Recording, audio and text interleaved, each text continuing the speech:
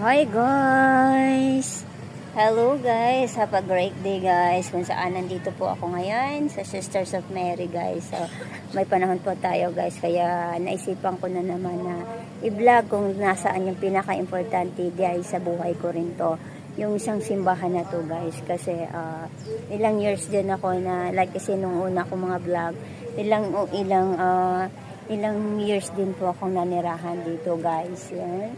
So, may panahon pa ako guys, kaya naisipan ko na dumalaw ulit dito sa Pink Sisters Church. Alam nyo guys, napakaganda dito kasi kung mayroon kang mga hiling or dasal na sa buhay mo or mga problema ka sa buhay mo, pwede mong isulat dito and ipag-pray ka ng mga mongha dito guys. So yun lang po guys. So tala, let's go. Papakita ko yung paligid guys. Let's go guys.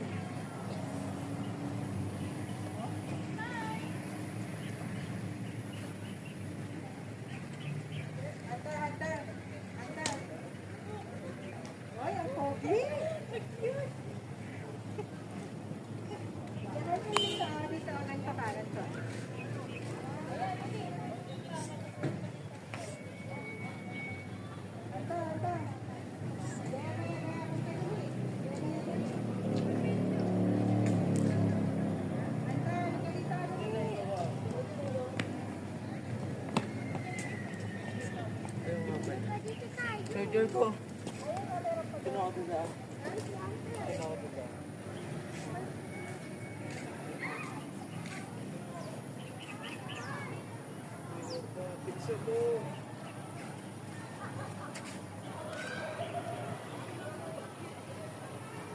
Then, tala, iikutin po natin yung area guys. So, papakita ko po yung mga area guys. Itong area na to guys is bawal po talaga dito mag-ingay.